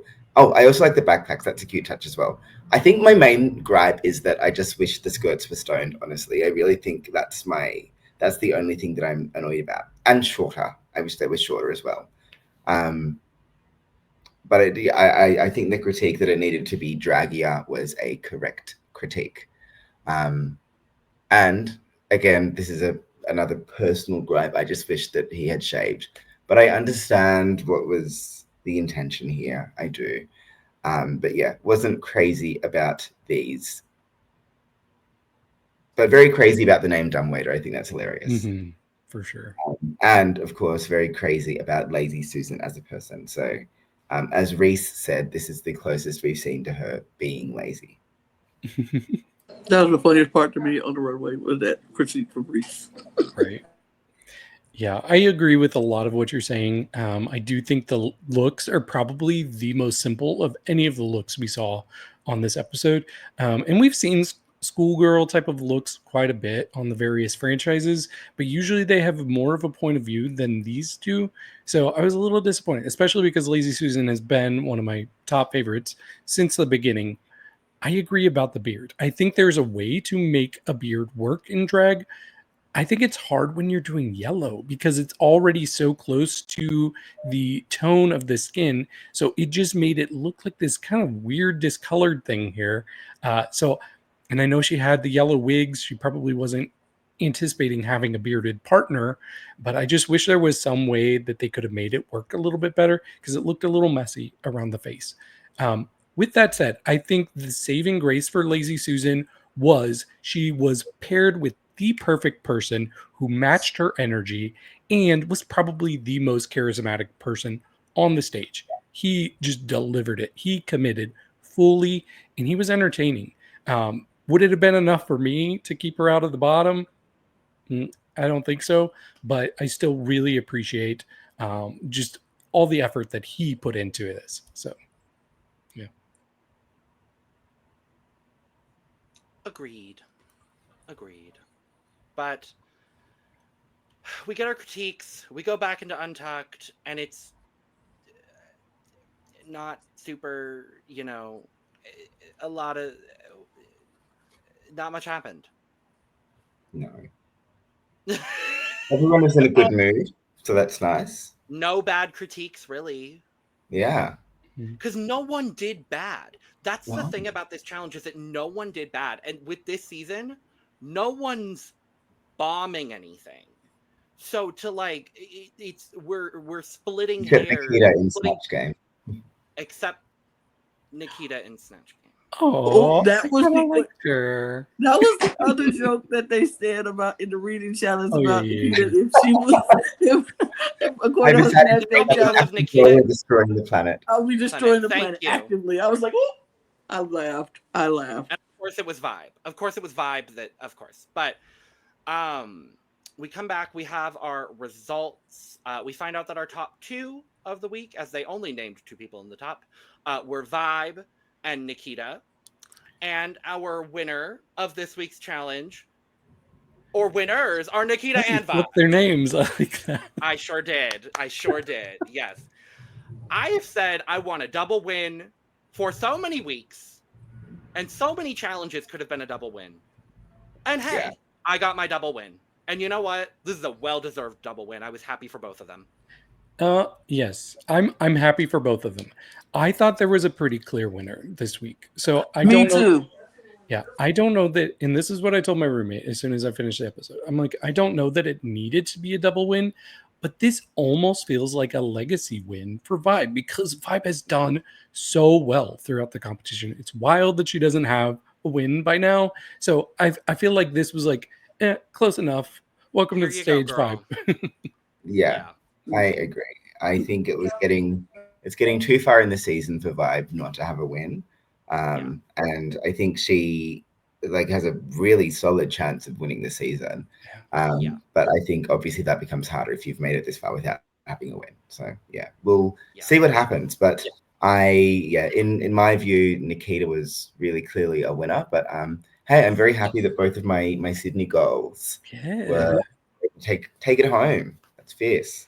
Look, there was no gatekeeping for the win this week. Right. No gatekeeping, and having that full circle arc back to episode 1 when they were paired together and they, weren't necessarily working the best together. And then for both of them to get a win here, I think liked it for the storyline of it all. I do agree. I think Nikita would have been my singular winner, but I love the term legacy win, David. It really, that is what it is. And like I said earlier, I do hope that Vibe is now going to be on a Kiona kind of track record. She needs to win next week and then be in the top the following week, and she will literally have matched Kiona's track record. Right. And see, somebody who's super into film, a lot of times during award season, you'll see somebody appear as a front runner for best actress or best actor, and there's just this unspoken thing. It's it's not because of how well they did in the role. They did well in the role. There were better people, but they're due. And that's why they're getting the win. I think of Sandra Bullock in The Blind Side. That's one of the biggest examples. Jamie Lee Curtis. Yep. Yes, Jamie Lee Curtis. Because I feel like that was a Dude. legacy win. It was. And so that's Angela Bassett should have won. I'm sorry. Right. Sorry. But yeah, that's how I felt about Vibe. And I'm perfectly happy with that. And I do think they could have made it a top 3 because it seemed like Freya was the third for them. I think I thought should have been a top 3 as well, but whatever. Yeah. Yes, me too, but it should have been Max in the top 3, but that's fine. It could have been Max. It could have been Freya. I would have been fine either way. But we do end up somehow with a bottom 2 of Max and Brenda. And this is where it could have been a bottom 3 with Mandy. I'm talking based on the critiques. Not based on my opinion, because I would have had Lazy Susan in the bottom 3. But it seemed pretty clear that based on the critiques, Lazy Susan was their safe. Yeah. Yeah. That's Very really how I sad. feel about it. Me too, because I was really enjoying Brenda. That said, Max definitely won the lip sync. Another great lip sync, though, I have to say, to Like a Girl Does by Peach PRC. This song immediately was like, I need to go stream her entire discography immediately. Like, I'm obsessed. In the same way that I did with Lady Hawk when she was on. I was like, was that song not big in the US? No. Oh, that's crazy. I'd never heard that song. I'd never heard Because that song. It was huge here, but I do forget that sometimes we're a different country. But yeah, not all of the international, hits end up making it over here, unfortunately. Like we got I'm glad I Kylie know Minogue. about both. Yeah, I was gonna say Kylie. Kylie is one of the big examples, but otherwise, and even Kylie was not that big until like she had like one big hit in the 80s. She had can't get you out of my head. Yep. And then she finally is coming back with Padam Padam and she has one hit every decade. Yep. Over here. Skip the 90s. Over here. Skip the 90s. Skip the 2010s. Every other yeah. But yeah, no, I don't know, because like even like what was that? Yeah, just some money that I used to know. He was Australian. Yes. Yeah. And I'm like, maybe that was like one of those random singles that did well, but no. Anyway, I digress. Isa said that last week about the song. It was a huge song. Yeah. In Australia, she was like, it was the like song of the summer when it came out, and we were like, never heard it, never heard it. Another great reason to watch Drag Race Down Under. Exactly. But no, good song, really strong lip sync. I feel so sorry for anyone who has to lip sync against Max, because Max is hands down the best performer I know, like by a mile. And so Brenda managed to hold her own pretty well, which is good. It's all you can kind of hope for in a lip sync against Max. I had a gig with Max the other night, actually, and I had to perform like before or after Max, and I was like, whatever. Great. Whatever. Cool. And so you can do a split or a cartwheel into the splits? Not that time. Maybe next time. I don't know. I felt love it. But no. So I can't even, because I felt like I was so worried, and it wasn't even a competition. So I can't even imagine how much more mortifying it would have felt in a competition. But she did hold her own. Yeah, I agree. Go ahead, David. Sorry. Yeah, I this was way closer than I expected it to be. I felt like Max was like, I don't need to like pour out all of my tricks. I showed a lot of what I can do in that first lip sync, so she reined it in a little bit, and I think that's actually really smart. Like, especially you got to know who you're up against, what they're capable of, and what can you do to secure the win and still have something to say for a potential future lip sync. So I thought that was very smart how she handled this. But the angle that Brenda went with this lip sync really worked for me. I was like, okay, come on, girl. I did not think she would win. But I was just very impressed with Brenda in this lip sync. She can be very proud. Yeah, absolutely. I honestly, the way they were setting it up and the way they edited it, I was like, oh, Brenda's about to win this because they show Brenda so much more than they show Max. And so I was like, because at first I'm watching Max and I'm like, okay, yeah, she eating this up. She eating it down. Like, okay, got it. And then they started showing Brenda and Brenda was doing well. She was doing really good. And I was like, are they responding more to Brenda? It looks like the way they set it up made it look like they were responding more to Brenda. And I was like, oh my God, are we about to lose Max? Oh, but she's doing really good, but Brenda's doing really good too. So I was nervous for a minute, but then it was that back half of the lip sync. And I was like, oh no, Max ate her up. Yeah. Max ate her. Like the end of it, I was like, oh no, here it is. Here it is. This is what I'm talking about. She was biding her time, but it was a good lip sync and I enjoyed it. Yeah. I didn't know the song, but I enjoyed the song with this and I thought they did really well. Yeah. My boyfriend and I both said after watching the lip sync, oh, I think Max won, but I don't think they're going to give it to her. Just because of how like inconsistent her track record has been. And the fact that Brenda won 2 weeks ago. Like it was, I was a little gagged. I didn't want Max to go home, obviously. I didn't want Brenda to go home either. But I was like, I think Max won that lip sync, but I don't know that they're going to give it to her. They did.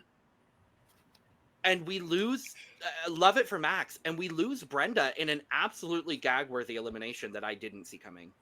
Yeah. I'm going to be honest. This one hurts. This one hurts because her being fourth out to me is wild. I think she had... especially episode 2 and 3, she was so strong. She was so strong, and she could easily have had 2 wins by now. I just connected with Brenda so much more than I expected to when we saw the Meet the Queens.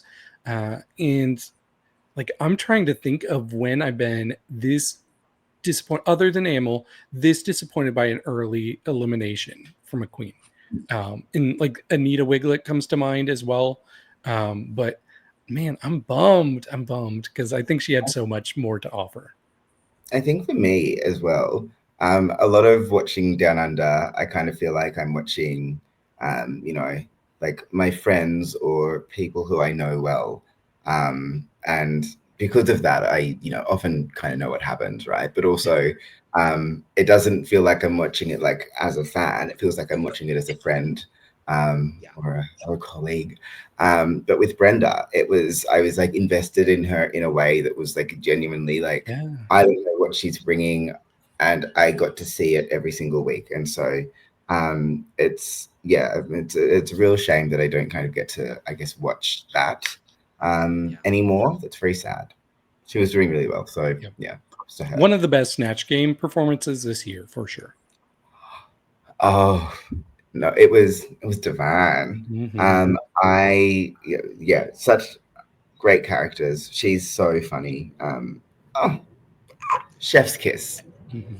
And at least we got to hear her sing on the way out. I was like, if next week is a Rusical, I'm going to find Michelle Visage in New Jersey, and I'm going to prepare a very strongly worded soliloquy as to why I am upset that Brenda got eliminated before Rusical. Thankfully, it's not. But so charming, so lovely, so wonderful.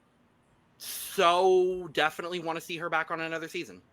Absolutely. Yeah. And I got a shirt on the way. She's one of 2 queens I've bought shirts from so far this season. I'm sure. Who's the other one? Vibe. Oops. This whole episode is singing Vibe's praises, but she deserves it. Vibe, because she's a vibe. Okay. We love you, Brenda. Period. All right. Let's talk about this draft, David Healy. Well, on paper, this was not the best week for me because I did have the bottom 2, and I've been in the lead for a little bit. I also finally got a win with Vibe, but nothing has really changed in the rankings. Logan is in 3rd place with 41 points. Lana's in 2nd place with 49.5 points. I'm in 1st place with 65.5 points, and I did lose my first person. That is ridiculous. We How are you We so might as well call it. like Yeah. We I might as Eagle well. is 65 points think ahead it's of gonna be us. hard. Ain't no way unless you just lose No. everybody right now. Who do you have? So I had Brenda, I have Max, I have Lazy Susan, and I have Vibe. I have all the Melbourne Queens and Vibe. Yeah. Fabulous. I had Olivia and Karna, so I didn't start, super strong. I've got Mandy and Nikita now. So, Gorgeous. I don't know who strong I have, David. Tell Emma who I have. I don't know. Yes. Lana also has Max. We had to draft 2 queens twice. So she also has Max and Vibe, just like me. But she did have Lucina, Right. and she has Freya, who's Yeah, gorgeous. hanging in. Yeah. Gorgeous.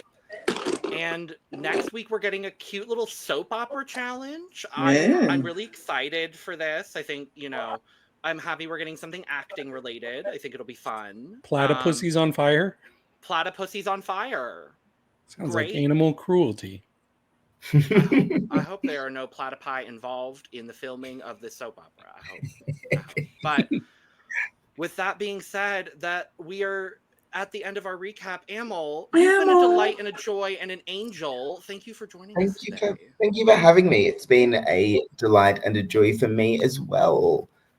And yeah, like I said earlier, you were all very, very lovely during my season. So it's very nice to be able to, I guess, return the favor. Thank you.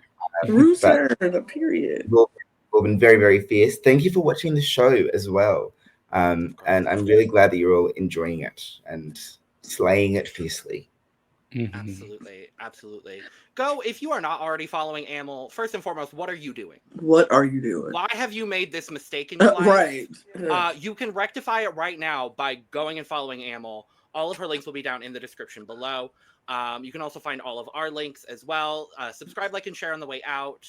You can find our audio podcast links, our other channels, our Patreon, our social media, and the link to get our merch, including but not limited to cup mug, down below as well. And with that being said, we are going to go ahead and get out of here. So cheers. Cheers, y'all. Bye.